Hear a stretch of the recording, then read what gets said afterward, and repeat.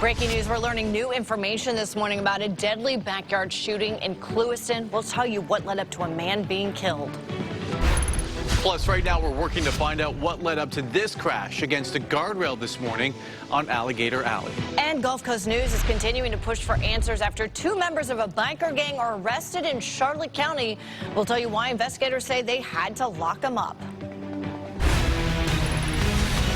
But breaking news right now at 11 o'clock, Gulf Coast News is learning new information about a deadly shooting in Clewiston between 2 men who considered each other brothers. Happened back on February 2nd in the Mid-State Loop area near Clewiston.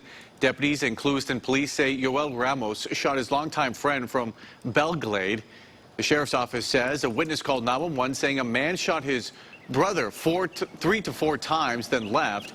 Deputies say Ramos accused the victim of committing a sex crime against his daughter. Investigators say the victim was in his backyard cleaning chickens, sitting on a stool when he was shot several times. Ramos then called law enforcement to surrender. More breaking news right now. We are trying to figure out how a car ended up essentially split in half by a guardrail on Alligator Alley in Collier County. The crash happened just after 8 this morning in Immokalee by Basil Road. Look at this.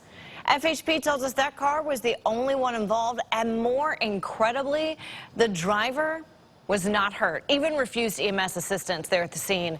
The car has since been towed away. It didn't cause any traffic problems. Well, right now, Gulf Coast News is pushing for answers from the Charlotte County Sheriff's Office to find out what led up to a road rage incident over the weekend. So right now we know what happened Saturday around 6:30 near the Sunseeker Resort. Deputies say shots were fired near the Gilchrist Bridge. We know CCSO arrested Chris Sizemore and Daniel Davis, who are both members of a motorcycle club. Gulf Coast News reporter Lacey Lee is at the Gilchrist Bridge sharing more information about the case. Thankfully, no one was hurt in this road rage shooting. I did reach out to the Charlotte County Sheriff's Office because now 2 days later, so many questions still remain as to what led up to this road rage shooting that forced deputies to shut down this busy part of US 41 on Saturday night for hours. We know the 2 suspects involved were arrested and they have since bonded out of jail. Deputies arrested Chris Sizemore and Daniel Davis, accused of creating the chaos. When they were arrested, deputies found drug paraphernalia as well as guns, brass knuckles, and a knife on them. They are facing multiple charges. Deputies found them and 2 other people at the Shell gas station along Jones Loop Road. One woman told Gulf Coast News her friend was working at the gas station when 4 motorcyclists from the Phantoms Motorcycle Club ran into the bathroom to hide from deputies. That makes me very, very nervous. I mean, my goodness, this is a nice, peaceful place, you know, and to have something like that happen is unconscionable in my estimation. The group is also known as the 1%ers, who believe they are the 1% who don't fall within the laws. According to online records, Sizemore and Davis are scheduled back in court on March 4th, and the Charlotte County Sheriff's Office has not released any further information as it relates to this shooting. However, Gulf Coast News is told that additional charges may come as the investigation continues. And for now, reporting in Charlotte County, Lacey Lee, Gulf Coast News. I was sitting on the patio up there in the swing, and I heard a noise, and next thing I know, there was a car that kind of jumped over the wall. A 20-year-old Cape Coral woman is facing DUI and hit-and-run charges for allegedly crashing into a canal, then leaving about $5,000 worth of damage. Police say they found a car inside the canal, but nobody inside the vehicle. Then a neighbor called 911. After investigating, police say Joshua Silva Vega was not in the vehicle and found her along Southeast 16th Street in distress. After police questioned her, they say she lied, saying she was carjacked by a man along Southeast 24th Avenue.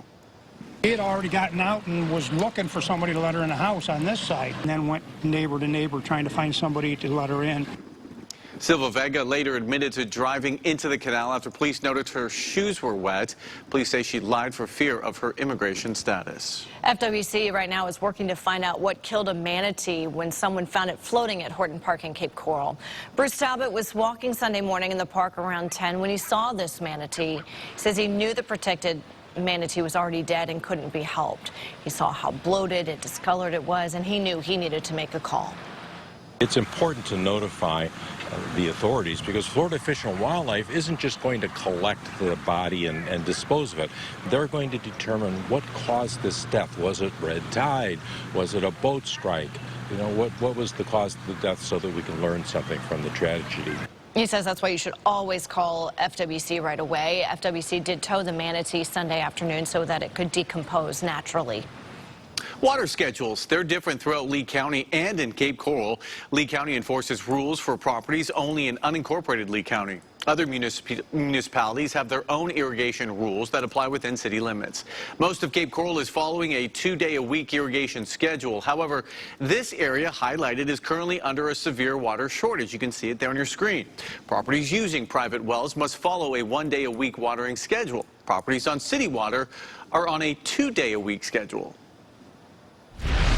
It's really prominent. It wasn't the scratchy throat, like sometimes we didn't get that, the coughing and throat. It was the smell and then the evidence of the dead fish. Well, for anyone heading to the beach today, make sure you're watching out for red tide or the dead fish washing ashore. Today's President's Day. A lot of people have the day off, so a lot of you could be hitting the beach.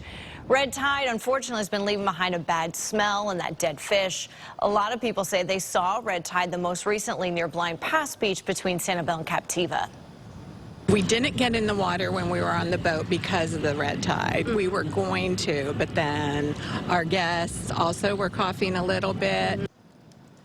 Experts say red tide is running its course away from our beaches. That's good. So while red tide is not gone, good news is there are lower levels than in recent days. People visiting Fort Myers Beach say the water's looking better, and they actually didn't notice any hints of red tide. The restaurant owner of FK Your Diet says he's hoping to have a box truck to store items by today or tomorrow after their pod was removed. The pod was on the side of their Fort Myers location. Owner Doug Miller says the pod was a place where the restaurant collected items to give to people in need. Miller says the pod was removed after someone complained about it. Anybody that helps people will tell you it's not as easy as it should be. You know, you think like, I'm just going to do something and everybody's going to say, oh, you're great, we love you, thanks. You know, it doesn't work that way. What happens is, you know, you help people and you got these people out there that, you know, they hate you for helping people. So the restaurant works to support agencies helping foster kids and help people affected by recent hurricanes.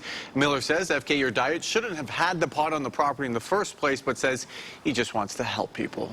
Crews are going to be working overnight into tomorrow morning on a crossing pipe repair in Punta Gorda. They're going to be working along Rampart Boulevard in front of a rehab center. Work starts at 8 tonight and will go until 7 tomorrow morning. Again, that's in front of the Port Charlotte Rehabilitation Center. Only local traffic will be allowed while work is being done. Collier County is closing the boat ramp along Collier Boulevard tonight to begin a renovation project. Crews are replacing the seawall and boat ramps, plus installing new timber pilings and adding a floating boat dock. Work is expected to be completed later this summer. Looking ahead, FDOT is hosting an informational session Tuesday to discuss potential interchange improvements to I-75 and Pine Ridge Road. That open house is happening from 4 to 6 tomorrow evening at the North Collier Regional Park Exhibit Hall along Livingston Road in Naples. The interchange improvements include possibly adding a diverging diamond. FDOT says this will help improve safety for drivers and also accommodate the increasing traffic in the area. Lee County Sheriff's Office is warning you to keep your pets away from sago palm trees. Those trees are found throughout the Gulf Coast. Sheriff's Office says all parts of the plant are toxic to cats and dogs, especially the seeds, and eating anything from the plant can cause symptoms ranging from excessive drooling to diarrhea, vomiting, and other symptoms. Well, 3 of our 4 Major League Baseball teams who practice here on the Gulf Coast are holding their first full squad workouts today. The Twins, Red Sox, and the Rays are all hosting first workouts today for the entire roster. And then the Braves will hold their full squad workout tomorrow. The Twins and Braves kick off Grapefruit League action Saturday. The Red Sox host an exhibition Friday against the Northeastern Huskies. Taking a live look right now at JetBlue Park in Fort Myers. And man, what a day to start those first full squad workouts. It is beautiful outside. Hopefully in those equipment trucks they brought the sunscreen. Well, tomorrow is the last day to try and buy something from the Shell Factory's auction. The Fort Myers site closed last September after being open for several decades. The auction ends Tuesday at 7 p.m. We have more information on our Gulf Coast News app. A dangerous dangerous substance making its way into drugs on the street. Its effects difficult to reverse, and in most places, it's illegal. It causes injuries that, I'm telling you, if you Google it, you can't unsee it.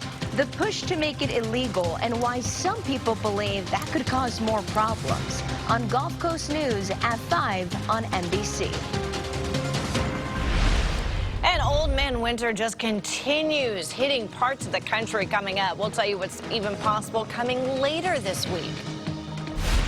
And a pair of baby panda cubs are on full display now. What we know about this dynamic duo. And it's feeling fantastic along the Gulf Coast. Temperatures in the 60s and 70s still, and we're looking at even colder air later on this week. I'm timing out our next cold front.